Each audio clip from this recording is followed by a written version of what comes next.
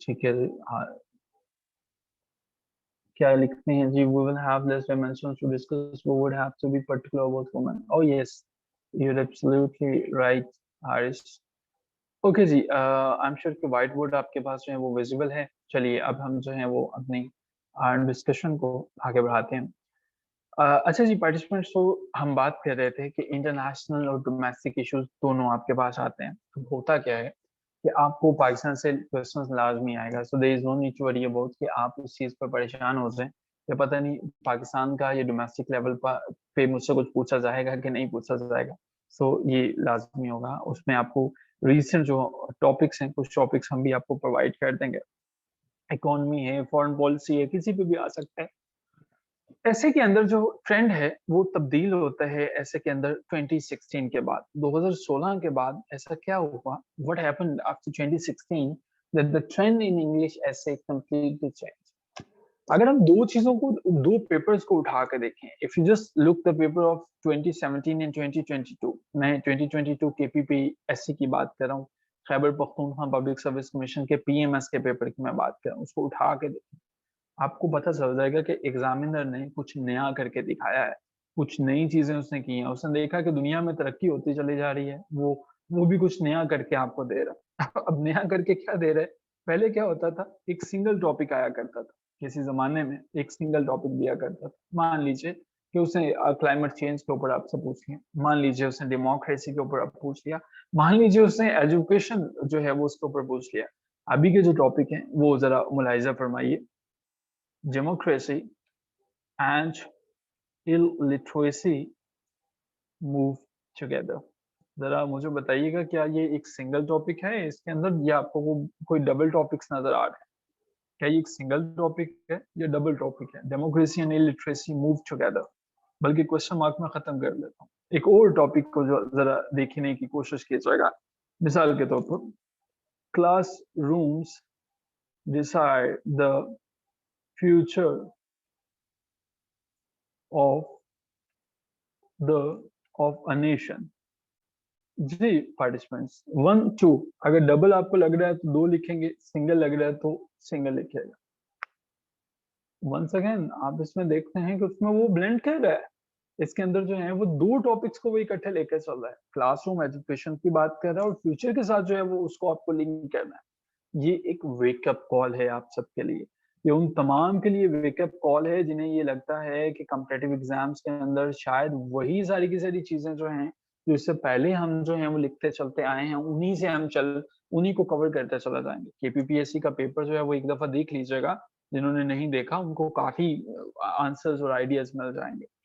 अच्छा जरूरी वाला, अब इन तमाम चीजों को बदलने की जरूरत है। एक चीज जिसको आपके एग्जामिनर ने चेंज की वो थी ट्रेडिशनल स्टाइल से वो मॉडर्न स्टाइल के ऊपर आ गया।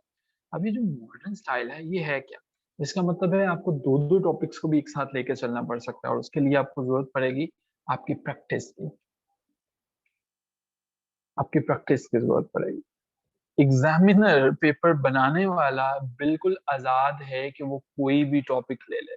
बाकी सबके लिए तो आपके पास सिलेबस गिवन है, बाकी सबके लिए सिलेबस दिया गया है। सीएसएस में वही बात जो मैंने पहले दोहराई, 11 पेपर एक तरफ, ऐसे का पेपर एक तरफ, वो क्या करेगा? और हारिस साहब इस बात से इत्तेफाक करेंगे, जिसका ऐसे का पेपर पास हो जाता है वो उसका तकरीबन सीएसएस पास हो जाता है, जिसका ऐसे का पेपर फेल हो जाता है उसका तकरीबन नहीं मुकम्मल सीएसएस जो है वो उसका फेल हो जाता है, वो खत्म हो जाता है। ये सीएसएस का पेपर ऐसा पेपर है जिसके बाद अक्सर औकात आपको कमरे खाली नजर आते हैं। ये कम्पिटिटिव एग्जाम्स के अंदर जो है वो ये ऐसा पेपर है। तो इस पेपर में किया क्या जाना चाहिए? आपको प्रैक्टिस करनी चाहिए मैक्सिमम टॉपिक्स की, मैक्सिमम एरियाज की। अच्छा जी, ये चीजें तो हो गई कि ये होगा वो होगा, हम करें क्या, हम अवॉइड क्या करें, हम किस तरह से बेहतर कर सकते हैं? अब इस डिबेट पर बात कर लेते हैं। अच्छा देखिए, कुछ चीजें जो हैं वो अवॉइड करने की कोशिश कीजिएगा। देखिए, उस टॉपिक को कभी ना लीजिए जिसको आपने जिंदगी में कभी नहीं लिया, और सीएसएस के पेपर के अंदर ही बैठ के आपने उसके ऊपर क्या किया, उसके ऊपर पहली दफा लिखना शुरू किया। कोई प्रैक्टिस नहीं है आपकी, आप उसके ऊपर ना लिखिएगा। सो मेरा मशवरा आपको ये है कि आप क्लोज एंडेड टॉपिक की तरफ जाइएगा।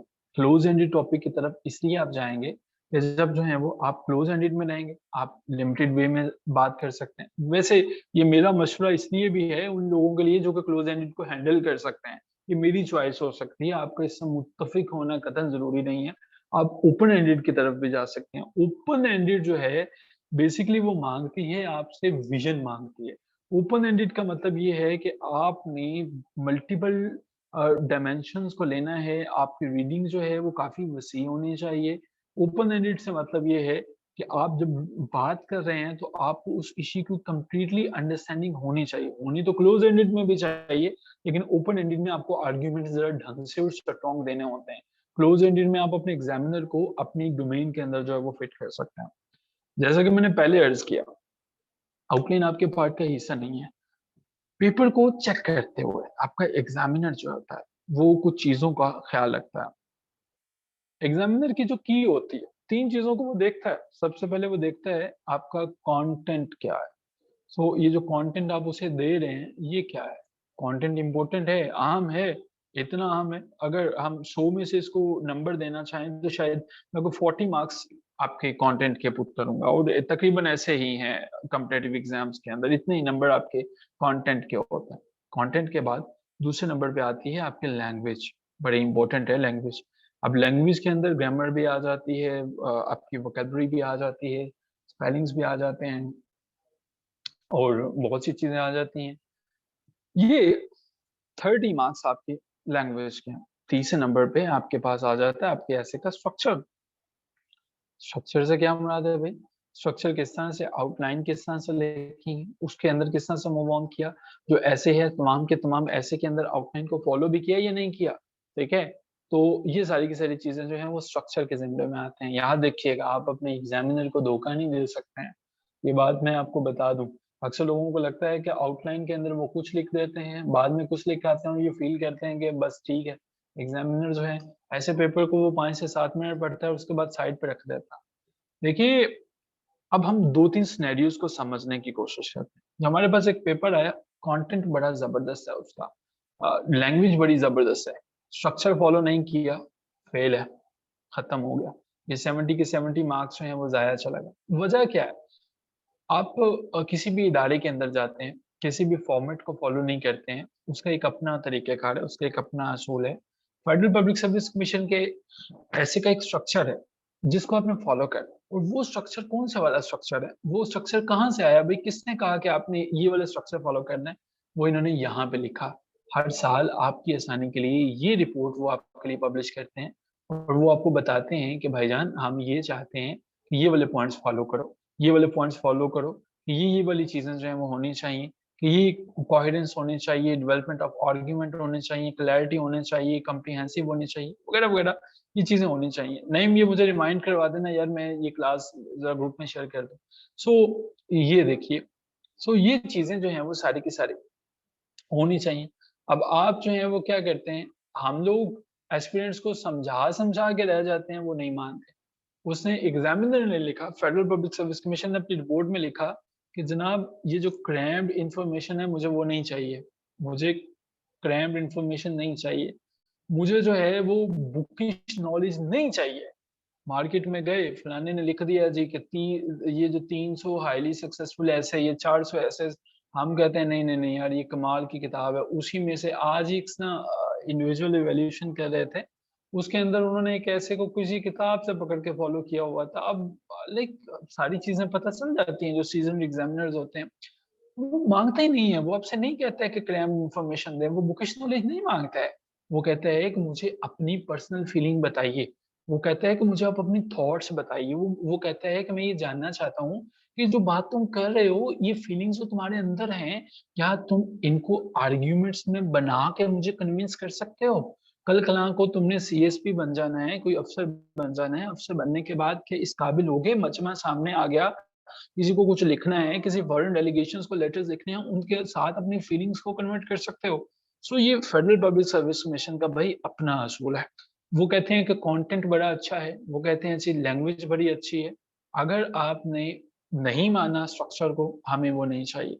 दूसरे नंबर पे वो ये कहते हैं कि भाई बात ये है कि आपका जो एसे है वो सेल्फ कंटेन्ड होना चाहिए। उसके अंदर जो बातें की हूँ वो इस तरह से होनी चाहिए कि वो सेल्फ एक्सप्लेनेटरी होनी चाहिए। उसका मतलब ये नहीं है कि हमें जो है वो किसी और सोर्स को देखना पड़े आपकी बातों को समझने के लिए। हमें कोई ऐसी डिक्शनरियां उठानी पड़े बार-बार टाइम एंड अगेन देखने के लिए कि आपने हमारे लिए क्या लिख दिया, ठीक है? सो तीसरे और आखिरी बात, it's basic stance should be creative. पानी एक गिलास दीजिएगा। Critical and analytical. तो ये 3 असूल हैं जो इसके। क्रिएटिव हो, क्रिटिकल हो, एनालिटिकल हो। नैरेटिव या डिस्क्रिप्शन नहीं मुझे चाहिए। ये जो लिख देते हैं ना कि करप्शन ये करप्शन है, वो कहता है मुझे ये नहीं चाहिए। नरेशन नहीं मुझे चाहिए कि कोई कहानी आकर मुझे सुना दो कि अच्छा करप्शन ये है, फॉरेन पॉलिसीज ये है। मुझे ये चीजें नहीं दरकार है। मुझे चाहिए क्रिएटिव, क्रिटिकल थिंग्स और एनालिटिकल। एक्टिविटी ये दे रहा हूँ, गूगल पे जाके सर्च करना what do you mean by creative writing, समझने की कोशिश करना और ये स्क्रीनशॉट ग्रुप में भी शेयर करना ताकि बाकियों को भी पता चल जाए कि क्रिटिकल थिंकिंग क्या होती है। एग्जांपल्स देखना कि examples of critical writing, what do you mean by analytical writing, और फिर नैरेटिव और डिस्क्रिप्टिव को देखना से आपको पता चलेगा। सो हुजूर वाला ये सारी की सारी वो चीजें हैं जो कि उनकी डिमांड है। अब हमने क्या किया, हमने ये बाकी चीजें भी हैं, इनको पढ़ने की कोशिश कीजिएगा, वरना हम इन पे नेक्स्ट टाइम बात कर सकते हैं अगर कोई पॉइंट समझ में ना आया। ये है जी सिनेरियो। अब हम क्या करते हैं, अब हमने यहाँ पे आने के बाद अगर एक ऐसा केस है, केस 2 दूसरा सिनेरियो देखिएगा। अब उसने क्या किया कि हमारे पास लैंग्वेज बड़ी जबरदस्त है, स्ट्रक्चर बड़ा बेहतरीन है, कंटेंट रेलिवेंट नहीं है, क्या ये पास होगा? आप जरा बताइएगा।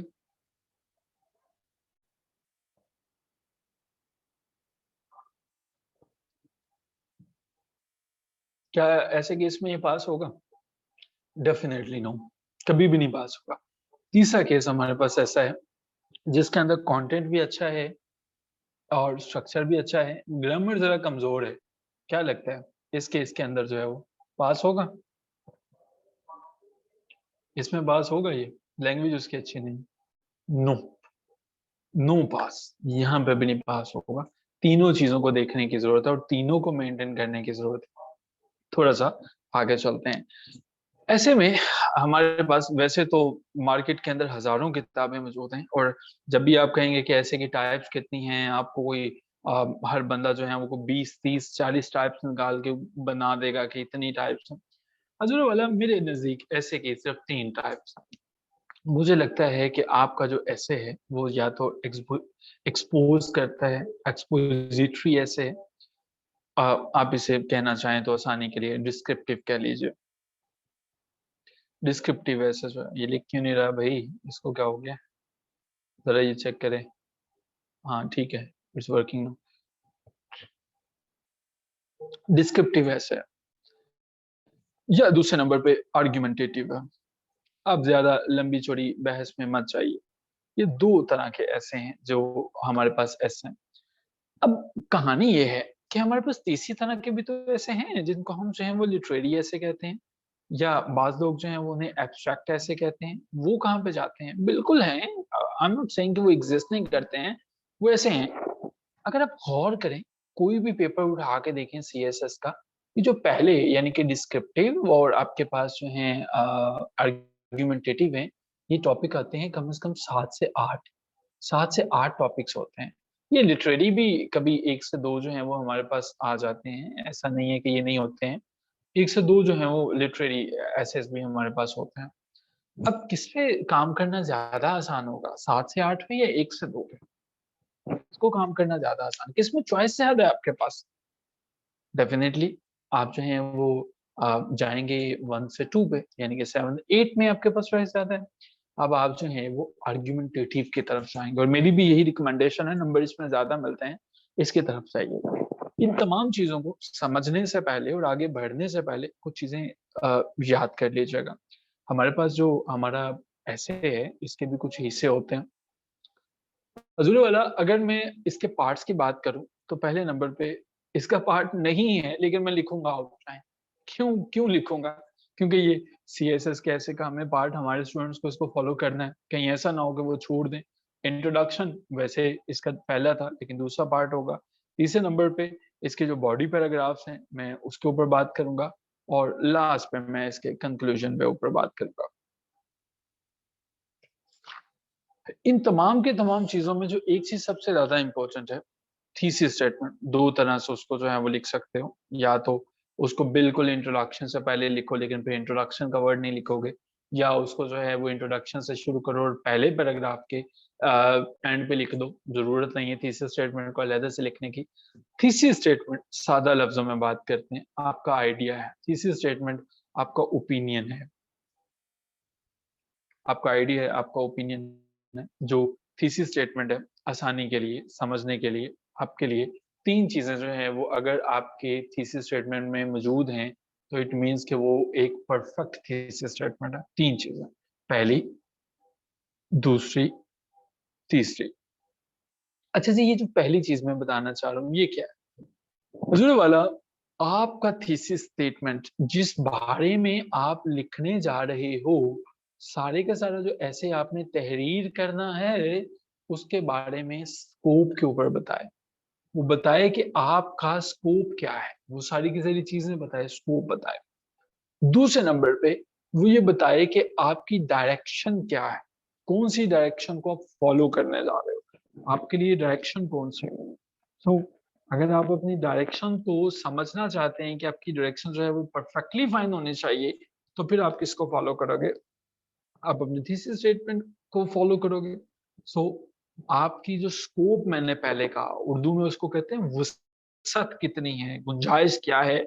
जो आप अपने थीसिस स्टेटमेंट को लिखोगे ना, उसको इस तरह से लिखोगे कि पहला पॉइंट ये बताएगा स्कोप, वसअत क्या है, कितना अपने ऐसे को बढ़ा सकते हो, कहाँ तक लेके जा सकते हो। ये पहली चीज आपकी थीसिस स्टेटमेंट डिसाइड करेगी। और दूसरे नंबर पे वो बताएगी कि डायरेक्शन क्या है, ये जो मटेरियल है जितना लिखोगे इसको जो है वो कहाँ तक लेके जा, ये डायरेक्शन आपकी कैसी है। ठीक है, ये डायरेक्शन कैसी है। तीसरे नंबर पे है जी आपके पास जो है वो है आपके पास अप्रोच। तीसरे नंबर पे जो थीसिस स्टेटमेंट आपकी बात करेगी वो अप्रोच की बात करेगी। अप्रोच कन्विंस करने की कोशिश करेगी। चलिए इसको वन बाय वन लिखने की कोशिश करते हैं। पहले नंबर पे मैंने बताया ये आपके स्कोप की बात करेगी, दूसरे नंबर पे ये आपके डायरेक्शन की बात करेगी, और तीसरे नंबर पे ये आपकी बात करेगी आपकी अप्रोच की। कहाँ तक आप अपने एग्जामिनर को सक्सेसफुली लेके आते हैं अपने डोमेन में, उसको बता देते हैं कि हाँ ये जो मैंने बातें की हैं ये एक कन्विंसिंग वे है। अब मुझे ये बताइए, कुछ ही देर और उसके बाद हम डेफिनेटली एंडिंग की तरफ बढ़ रहे हैं, हम सेशन को सम अप करते हैं। हाँ, हमारा टाइम भी 1 घंटा पूरा हो गया। कुछ कुछ कुछ मैं आपके मिनट्स और लूंगा। मुझे ये बताइएगा, थीसिस स्टेटमेंट कितनी लाइनें हो सकती हैं? थीसिस स्टेटमेंट में मैक्सिमम कितनी लाइनें हो सकती हैं? क्या लगता है आपको? एनी आइडिया बोल रहा है?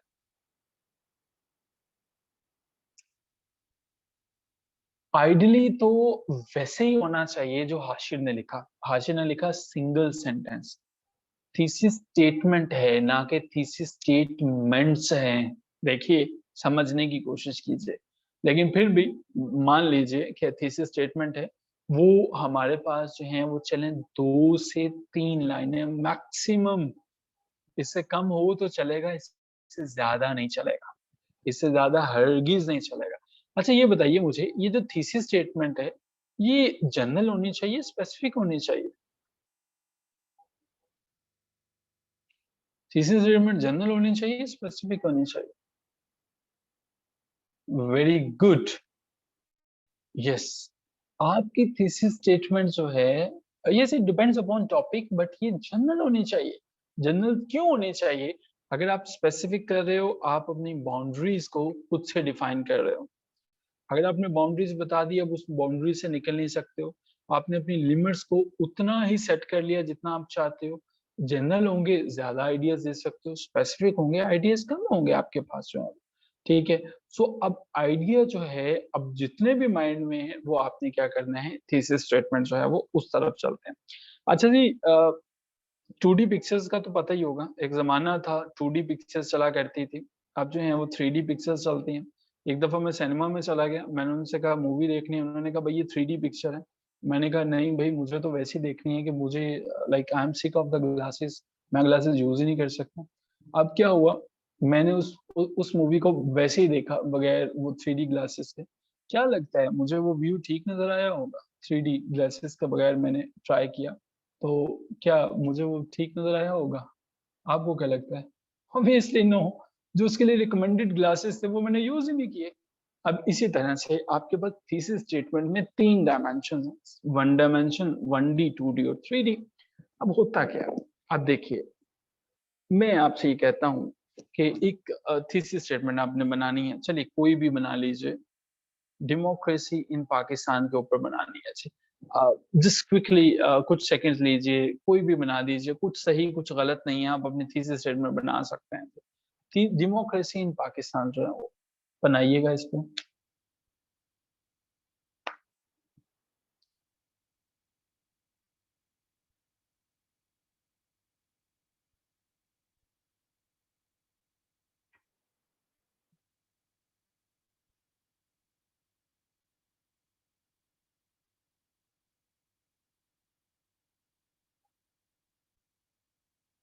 Democracy Pakistan is facing a critical situation.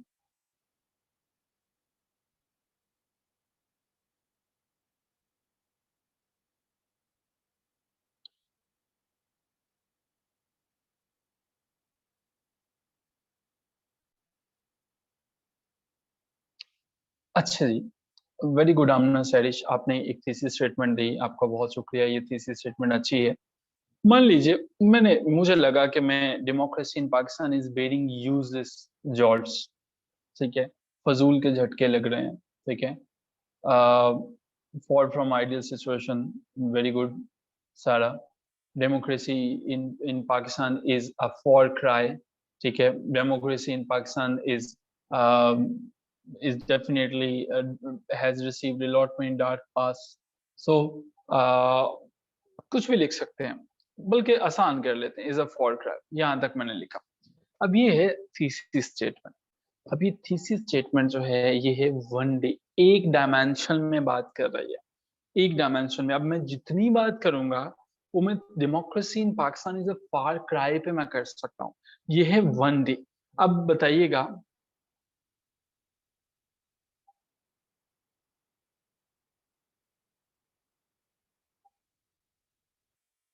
अब कितनी डायमेंशन होगी?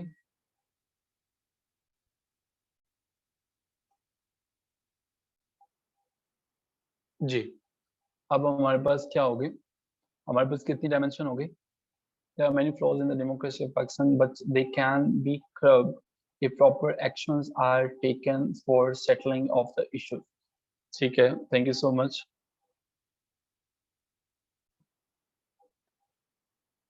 All right.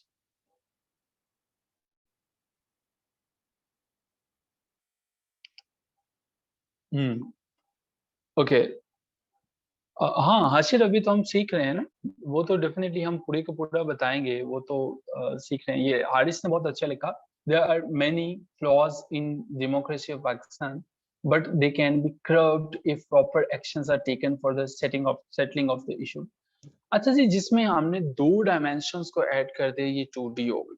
इसी तरह से जब हम 3 डायमेंशंस को ऐड करेंगे वो थर्ड डायमेंशंस हो जाए।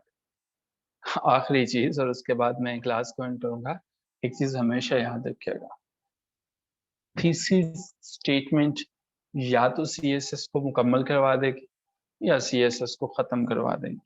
थीसिस स्टेटमेंट बड़ी ढंग से चूज कीजिएगा। नहीं बेटे, केपीपीएससी का पेपर दोबारा से शेयर कर दीजिएगा, आपने अगर पहले किया था तो उसमें से अपनी मर्जी का कोई सा जो है वो 2 टॉपिक उठा लीजिएगा, उनकी थीसिस स्टेटमेंट जो है वो, बल्कि उन तमाम टॉपिक्स की वंस अगेन थीसिस स्टेटमेंट बना के शेयर कीजिएगा। वंस अगेन, ये मैकेनिकल क्लासेस हैं। अगर आपको लगता है कि आप without any practice you are going to learn a lot many things and you are going to get pass the competitive exams, you are building the castles in the air. That is going to be next to the impossible thing. You need to work hard on daily basis, और आप ऐसा करेंगे। Name ग्री की vocabulary भी share कर दीजिएगा। ग्री की vocabulary के डेली बेसिस पे 10 जो हैं वो वर्ड्स आपके पास जो हैं वो उनका क्विज भी ऐड कर दिया गया है।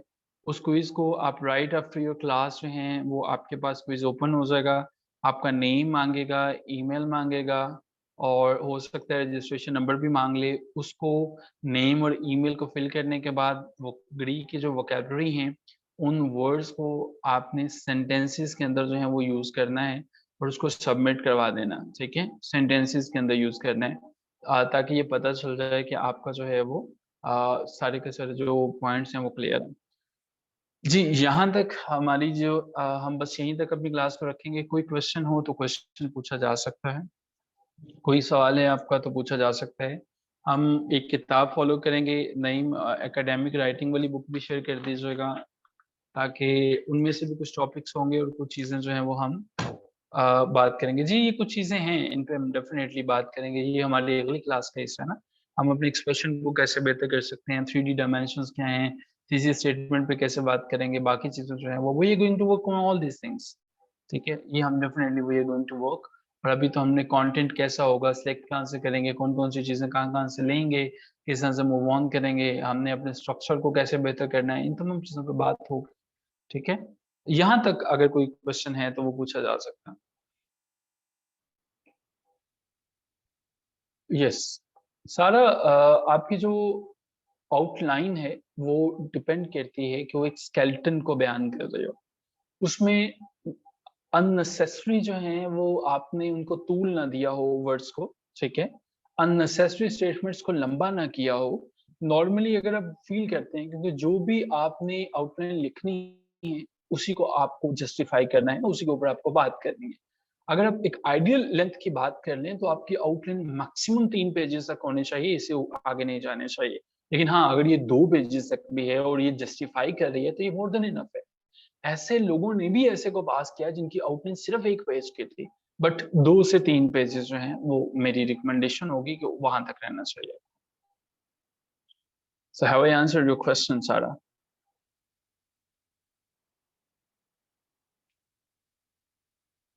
ओके जी, इसके अलावा कोई और question? So participants going to have a wonderful session with all of you tomorrow, inshallah. I mean, can I write few words under subheadings? Yes, you can. और आपको ज़रूर लिखने चाहिए। बल्कि आपने एक आउटलाइन बना के भेजी भी है, उसको मैं डेफ़िनेटली चेक भी करूँगा, ठीक है? कल के लिए आपके पास ग्रीक की वोकैब्युलरी जो है वो जो शेयर होगी, उसके पहले 20 वर्ड्स भी आप याद कर लीजिएगा, उसका भी क्विज़ होगा। प्लस आपके साथ जो हैं ये जो चीज़ें मैंने बताई हैं, इनको मेक श्योर करके केपीपीएससी का पेपर आपके साथ शेयर किया जाएगा। कम से कम जो है, कम से कम 3 से 4 आप जो हैं वो आउटलाइन सॉरी थीसिस स्टेटमेंट बना लीजिएगा कम से कम। मैक्सिमम सभी की वो आप बना के जो है वो अपने ग्रुप में कैंप्स के एंड जो है वो शेयर कर सकते हैं। ठीक है जी? Wishing you good luck. I am sure कि आप सबने इन तमाम चीज़ों को ढंग से समझा होगा। अल्लाह ताला के साथ आप सबको कामयाब करें। Have a wonderful evening. खुदा हाफ़िज़।